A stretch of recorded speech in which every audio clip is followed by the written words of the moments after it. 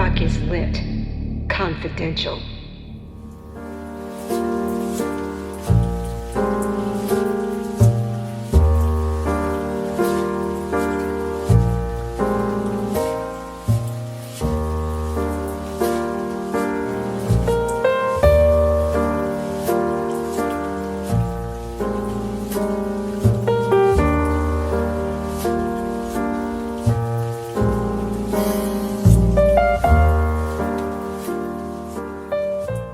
So you mentioned that she had a complicated relationship with her own sexuality. Was she bisexual, or is this just speculation? It's really not clear. This is something that really comes up mostly within her diary writing, that she'll talk about feelings that she has. It's not clear at all how much she acted on those thoughts or those ideas. She certainly had relationships with other significant figures who were gay. Lorraine Hansberry. Lorraine Hansberry, who was really a mentor figure for her. James Baldwin, who was a very, very close friend over a long period of time. So, was this a result of spending time around those guys? And so thinking about those issues of sexuality in a different way, particularly at that time in the first half of the 60s. But there's something that was in her head enough that it's something that in her private thoughts she would write about, all of these different things within her psychology that are pulling at her. Did you ever, in your research or the research that you were reading, did you ever see any hint that, because she and Lorraine Hansberry were so close, Nina and Andy had a daughter together. It's Nina's only child, Lisa. Yep. And Lorraine Hansberry is Lisa's godmother. Did you ever see anything that even hinted that their friendship was more than just a platonic friendship? Not that I recall. Lorraine Hansberry was a super powerful influence on Nina. For those who don't know, Lorraine Hansberry wrote Raisin in the Sun, was this groundbreaking,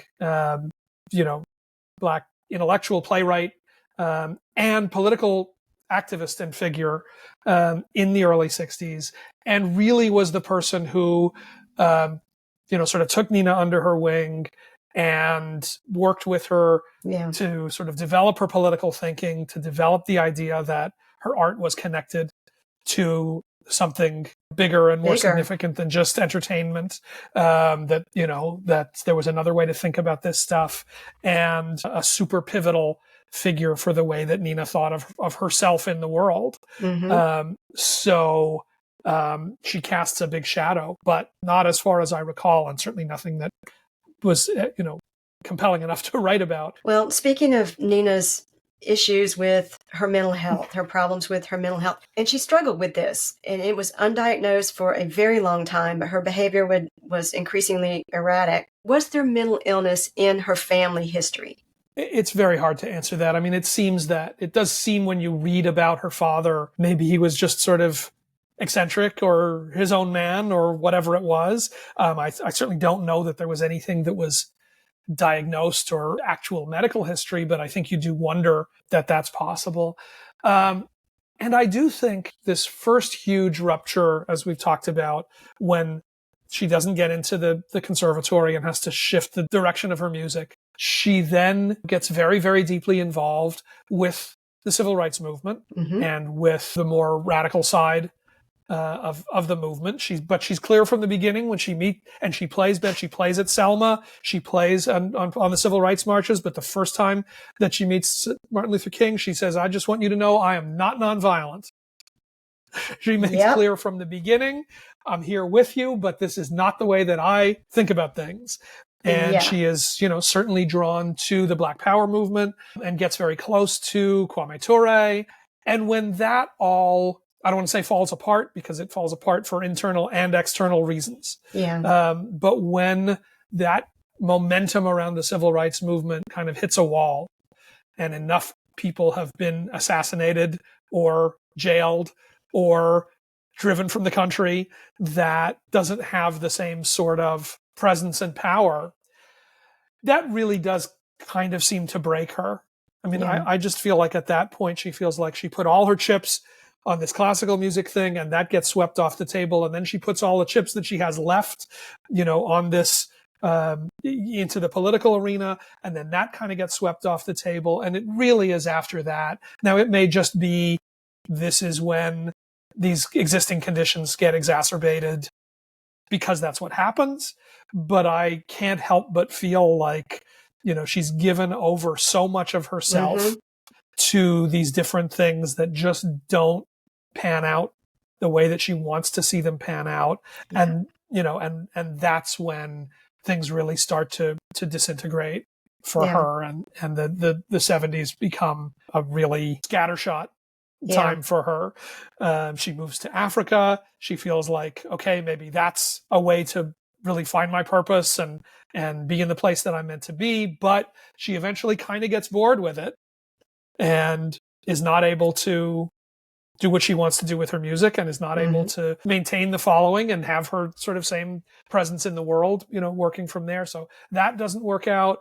And then she's just bouncing from record company to record company, from continent to continent. She's in Paris, then she's in, Los Angeles, and then she's in the Caribbean at some point, I think. The Caribbean at some point. She's supposed to move to Montreal. She doesn't move to Montreal. There's records that are kind of coming out every once in a while, but they're these sort of one-off deals that are not being done the way that her music should be handled. There'll just be some sort of live recording from some night somewhere that comes out as an album. And it's, she's just really lost and unmoored and sort of bouncing around both creatively and personally for an extended period of time. And how she's much not of with her that husband is anymore at that point. She and Andy have split by now. She's split from it, for better or for worse. She's split from Andy. But there isn't anybody, for what are you going to say? For all the downsides of being an abuser, which are many and which are not a reason to stay with somebody, but there was some sense of stability that she does hang on to for a while, and then that's gone. There really isn't anybody who's functioning in that way for her in the world. There are different friends that have, tried to, there's kind of a set of friends eventually that emerges that kind of gets her back on. They find her a place to live, and they, find somebody who will promote her concerts to get her a more steady income and sort of get her out of this sort of desolate condition that she's in. But that takes a long time to find its way. And, as you mentioned, the world thought very, very differently about what we assume from a contemporary vantage point was a bipolar disorder that was not really diagnosed as such, and that didn't have the same sorts of treatments, but also just wasn't thought about in the same way that we think about this from a 21st century perspective. Right. So that's just kind of, she's getting, every once in a while she is, in different facilities and institutions. It's clear that, there's an awareness that something is going on that needs to be looked after, but there's not really a way to do that. And so they'll just kind of hang on to her for a minute, but then she doesn't want to just stay there. So, that doesn't last. And it just isn't being addressed and handled in ways that, that we would right now. I mean, it makes you very aware of how far we've come around those sorts of conditions and treatments, within that period of time. Well, not only was she not with her husband anymore, but she had a difficult relationship with her daughter, Lisa, because Nina physically abused her. She was very physically abusive to her. And at one point, Lisa, I think she had taken her with her when she left to go someplace. And at one point, Lisa said, enough of this, and went back, and then she lived with her father for a while, or somebody else. But yeah, that was... Yeah, I mean, clearly she was not, through those years, Nina was not in any condition to be, again, any kind of stabilizing force as a parent. She takes Lisa to Africa, but then okay, now what? Lisa said, okay, it was great for a minute, but then we're here, we don't know anybody, I don't speak the language, she's not really working, I'm sort of kind of in a school somewhere. And Nina would then go to Paris for a while, or go, it was not anything that was conducive to certainly any sort of conventional parenting. And there was, there's clearly a sense at a lot of different moments that Lisa is kind of raising herself through all of this, and she's going to boarding school. That's in some ways, presumably a good, some sort of consistency for her, rather than just kind of showing up at school wherever it is that Nina's living at that time. As you say, she does go and live with her father at different times. So, it's a messy relationship for most of Lisa's lifetime when Nina is still alive. Yeah. And Nina acknowledged in diary entries and I think some letters that it didn't take long after Lisa was born for her to think, I really don't want this. I really want somebody else to handle the bulk of the parenting here, because music was her main focus. And again, trying to figure out how to get the steering wheel on her own life for a lot of that time. I mean, fortunately, Lisa does say that they reconciled at the end of Nina's life, that they did sort of have some time together to kind of understand and forgive each other and, reach a decent place, before Nina died, which, certainly doesn't make all the previous years any easier to think about. But at least there's some sense of closure and understanding that did happen before Nina passed. So, such as it is, that's a decent ending to that story. And of course, by then she was diagnosed as bipolar finally and was on medication, that was problematic in itself though, because it affected her music. I think, didn't she develop some sort of mouth tick? And there were just other unpleasant side effects that were a detriment to her music. I mean, certainly I don't know the pharmacology to know enough about what the medication would have been at that time. And I think that, lots of artists do talk about, that there's a compromise that you make to go on medication when you have that kind of when you're dealing with that kind of thing, that, part of what comes with that is the creativity that comes in the productive part of the roller coaster that is that sort of a condition. And many artists in different media and doing different things have talked about either resisting that medication or refusing the medication because they feel like it's going to it's going to flatten them out, but as part of flattening them out, it's going to take away the muse and the creative spark. And that that does seem to be some of what it is that happened, within Nina and her work. So that's, certainly you understand that artists are not wired the way that the rest of us are, and how much of that is, is a positive and how much of that is a challenge, and what's the right way to manage that. Fair question. Right. Well, let's get back to talking about the artist. Both the film and the book begin with performances by Nina Simone. The film starts off with her performance at Montreux in 1976. And I love the shot. It's just her bowing, a long bow. And it harkens back to when she first took piano lessons with that first teacher that was part of the education, teaching you how to bow. So you get that. And then the book starts off at the 1969 Harlem Cultural Festival, also known as the Black Woodstock. Did you see that Questlove documentary on that from 2021? I most certainly did. Saw it a bunch of times and wrote about it for the New York Times. And a fantastic archival project. But I do feel obligated to point out, part of the story around that Summer of Soul documentary was nobody knew about this footage, and it had just sat in a basement and, was lost to the world until this team came in and rescued it. That's not entirely true, because the footage of Nina's performance obviously did exist, and it did appear. Yeah. It's in the What Happened Miss Simone documentary, and it's the opening scene in my book. So, it's not 100% fair to say nobody knew that any of this was out there.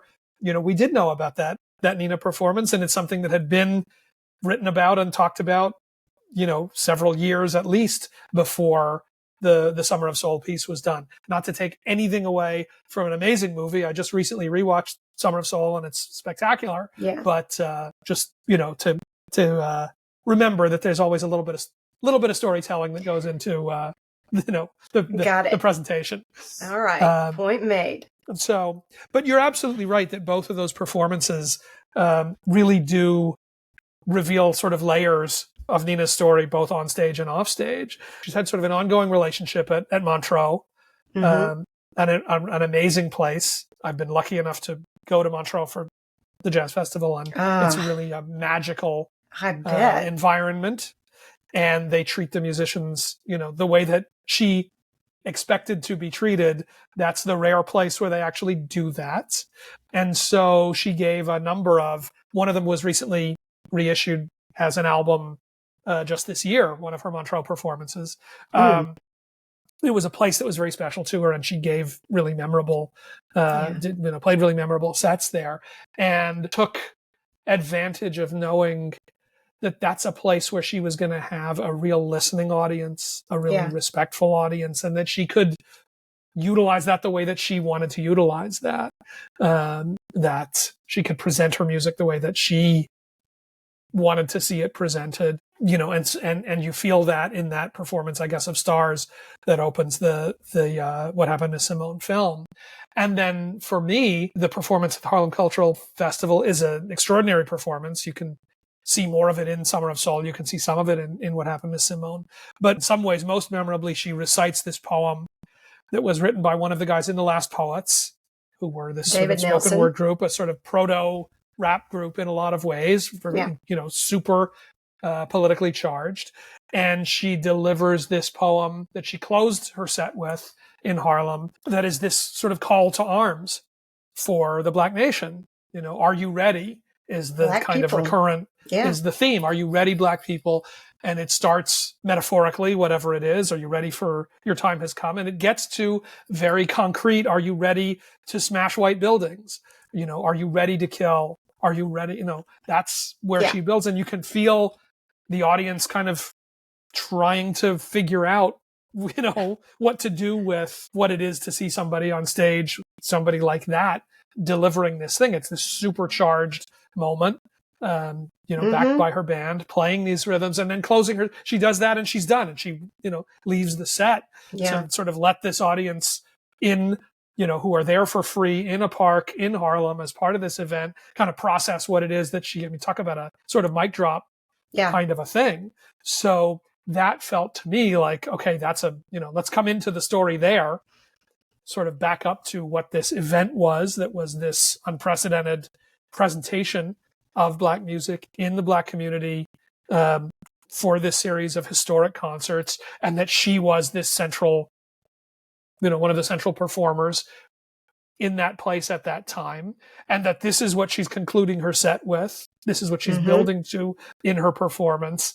That, felt like a lot going on in a scene to kind of set up a lot of then to go back and tell this story.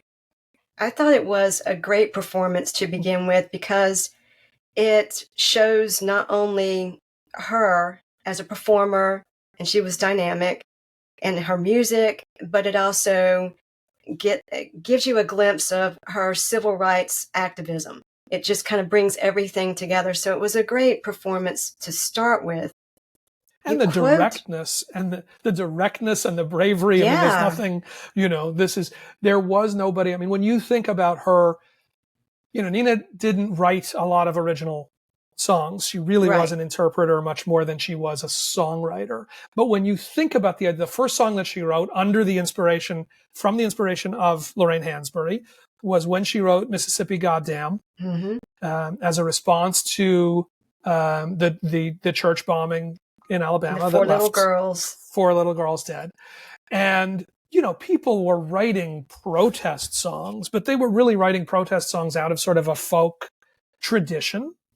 Bob Dylan was writing Blowin' in the Wind, and it was a protest song, but you had to sort of understand it as a protest song. Sam Cooke took that and wrote A Change Is Gonna Come, a little bit more literal, but still, the sort of loftier, more poetic representation. And she came in naming names and places and writing Mississippi Goddamn. Nobody had written anything remotely like that in 1963, much less this, woman, Yeah. new artist, young artist. It's just extraordinary to think about that she just blew up the language and the boundaries around what it meant to tackle those sorts of issues in music, and that she'd never written a song before. Yeah. I mean, it's just, it's so remarkable as this landmark within her career and her work. Didn't she write that in less than an hour? Something like that. I mean, She cranked it out very quickly. Yeah, she just said, this is what I need to do. This is what I have to say. And here I'll say it. Yeah. And it feels that way. I mean, it comes across that way. It is about that, again, that immediacy and that kind of directness that we just simply had never seen before. Well, did any radio stations play it? I know, not in the South. Yes, some did. Limited did. But I think, she knew this was not. Yeah.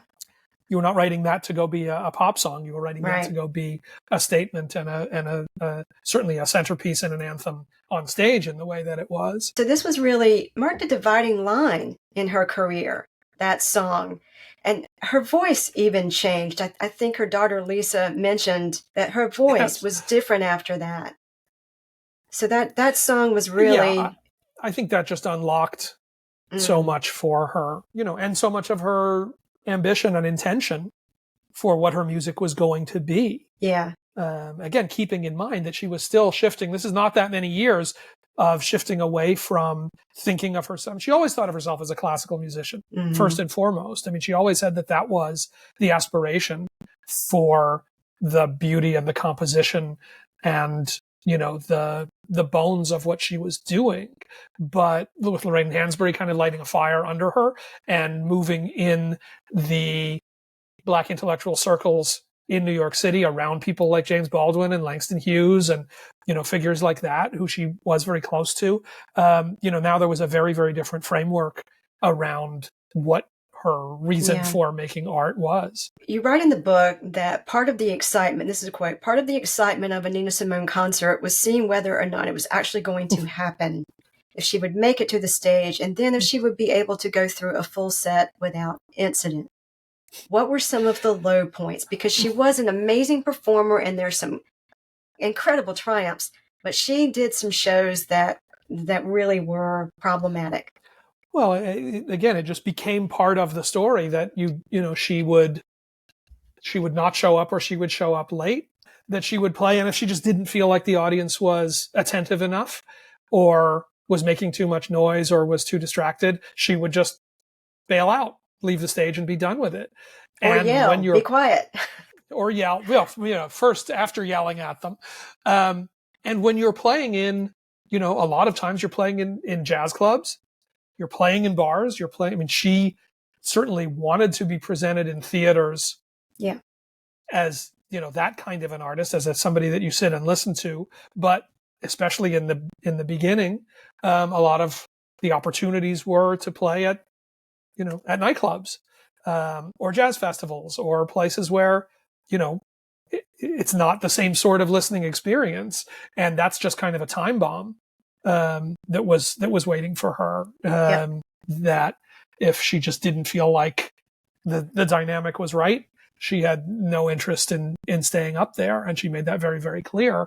And, you do yourself no favors with promoters, with venues, or with an audience. Now, again, there was some of the audience that was the excitement. Which Nina are we going to get? Like, what's going to happen here? But that becomes a very different performance experience than going to see her at Carnegie Hall. Her greatest triumph, but what she would say in some ways her greatest, because that's everything that, initially her life had seemed to be pointing toward. Is it true she once chased a fan in Casablanca out of a show with a knife? That is true as a question mark, but certainly that is a story. And I think by the time you talk about when she's living in Africa and she's playing, it just seems like she's just taking gigs sort of wherever. And, again, that feels like a real recipe for disaster for, okay, I'm just going to play like in this restaurant because it's a place that I can play, but then who's coming to whose show? Those are not necessarily 100% Nina Simone. For those could just be somebody like, oh, there's there's a musician playing, we'll go there tonight, you know, or we're going to have dinner. It'll be nice with, you know, while we're eating, like who the hell knows? And, you know, and then playing in, you know, some really sort of low rent rooms when she's living in Paris, taking a gig where she can get it. That's not going to lend itself to the kind of presentation that's what she's looking for. So I'm certainly prepared to believe that she would have, given everything else we know about, you know, about her, that would push her to the extremes. Right. Well, you mentioned earlier her disappointment with the civil rights movement. And by the end of the 60s, early 70s, so many people had been killed. So many people had left the country.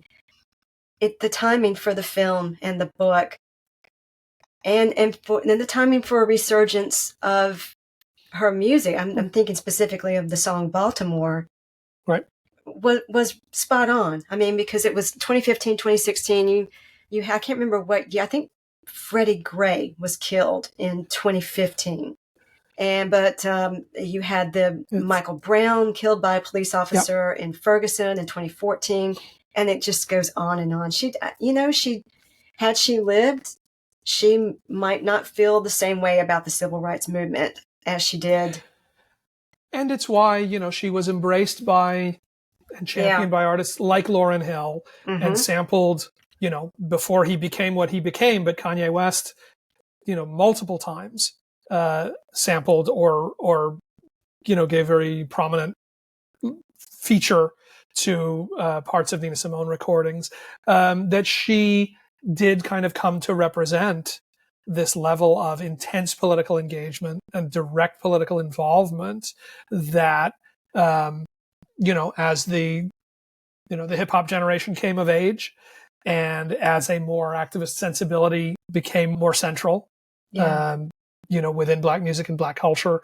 And as you note, around some of these tragedies that happened and that led to the Black Lives Matter movement, all of, you know, everything that we did see happen in the latter half of that 2010 to 2020 decade, sort of culminating, you know, of course, in George Floyd and everything that happens in 2020. You know, she's right there. That's what I heard going back through this research. I mean, there's Andrew Young, who was a big civil rights leader and one of the inner circle with Dr. King, and then eventually the ambassador to the United Nations. He talks about, you know, those records that was the soundtrack to the movement. Yeah. I mean, that was, we would go knock on doors and, you know, get people out for, you know, for a march or for a protest. That's what they were listening to. Like, to that be was young, what gifted, we heard. and Black. You know, to be young, gifted, and Black. I wish I knew how it feels to be free. You know, these were not, you know, these were something much more important than just, you know, accompaniment to the movement. They were a driving force for the movement. And that was when you hear from people of that generation and people who were involved in those actions, you know, her music is a very important piece of that story. So it's there to return to, you know, when it is needed for those sorts of statements. I'm just impressed by how many artists have made public statements saying that they love her work or they were influenced by her. You've got everybody from Elton John, I mean, the people that we've already mentioned, but Elton John told the BBC Radio 4 show Desert Island Discs that among his 8 Desert Island picks is Nina's song, I Put a Spell on You. And Alicia Keys has said, you know, that she just loves Nina Simone, India Ari, Bob Dylan. David Bowie. I was just going to say, she was friends with David Bowie. Yes. What was that relationship like? It's a really wild thing that he, I guess, I'm trying to recall, she took her daughter to see Bowie at Madison Square Garden, but that same night, I forget the exact timing, they ended up in the same restaurant. And Bowie came over to her to say what a fan he was, and basically to say, you know, I know people, I'm paraphrasing a paraphrase, but basically saying, I know people are going to say that you're crazy, but there are people like me out here who believe in you and in what you are doing, and don't listen to them. And that became the basis for, you know, what seems to, you know, was a bit of an ongoing friendship. They did visit each other I guess before that he'd already recorded. I'm trying to remember. It's around that time that he recorded "Wild as the Wind" For on Station the to Station. Station to Yeah. Station album. Might be my favorite Bowie album. And there was a real relationship there, that he was in the most sort of outer space Bowie, era at that time. This is, I think, the Right. Diamond Dogs tour that they meet, when he's really like, it's the full, science fiction apocalypse, full makeup and crazy boots and all of that stuff. But he was somebody saying to her, don't listen to what people are saying about you. What you're doing is important. So I'm interested in finding out if you've seen some of the other films that have been made about Nina Simone. There's a lot of controversy about the film Nina with Zoe Saldana. Yeah, Saldana. I actually have not seen it. I haven't either. Not in any sort of protest, but I just don't, look, these are always really, particularly the biopic adaptations are always so fraught, right? Like, what's the, how much is it just about somebody who can do a good imitation of that artist? How much is it about giving some latitude toward more interpretation as you distill their life down to this tiny little story? Like, what are you concentrating on? And that one became, very, there was just a lot of heat around the casting. Because she's so light-skinned. Because she's so light-skinned. Nina was not. And, was that the right way to present, or represent Nina on screen? And it just felt like it kind of never really had a chance getting out of the gate. And sometimes, on the other hand, a lot of those things need a certain sort of name cast in the role, or they're not going to get the funding to ever get made in the first place. Yeah. So, in general, it's why they tend to be, so probably a lot of times, a lot of those that get made that people just walk away from with nobody happy, because it's a really difficult thing to do. And that specific issue of whether, for Nina, who had written one of her signature songs for women about colorism, yes, and about what light and dark skin means within and without the Black community, was it just simply, wrong-headed, to go with somebody playing her of such different coloring, and they never found a way around that. Yeah. Then there's another documentary, The Amazing Nina Simone. And then we have Nina's 1992 memoir, I Put a Spell on You, which is probably, of all of these things, might be the least reliable account of her life, her own. Yeah, I mean, that's the other thing that was, interesting in trying to write the book, was she did write a memoir. It is still out there. There are things that are invaluable about hearing her story in her own voice. And there are things that are provably and demonstrably inaccurate in the way that she tells the story. So, when do you want to give, okay, here's her version, here's how she told this story, and then here's what we know about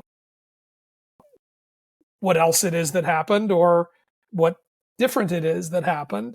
You certainly don't want to erase her version of telling her story.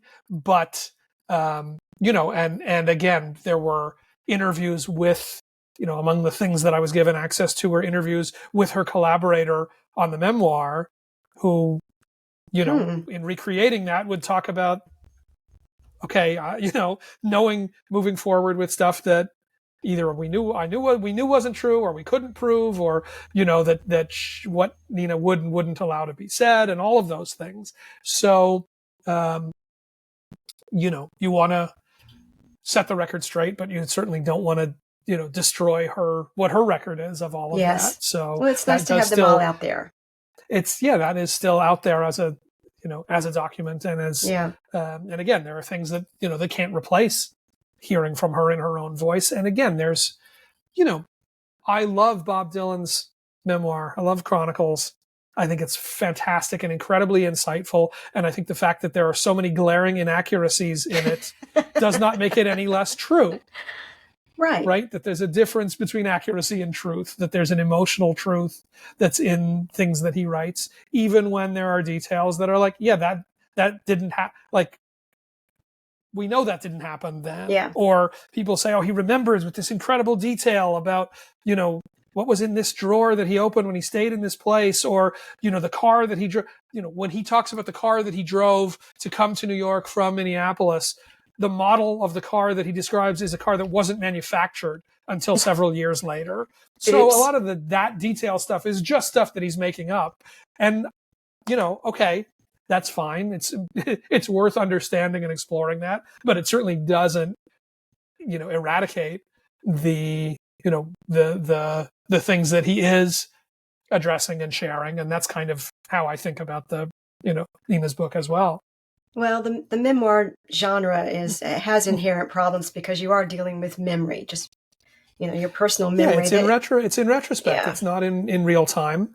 Obviously, her diaries were a different sort of a document because they were in real time. And again, whatever the precise accuracy of her account of things is also a question, but at the very least, clearly that's what she was thinking at that moment, right? With a date on it that you can place. Okay, this is right. This is when that happened. This is when she was here or here, and this was what she was choosing to put down on paper about it.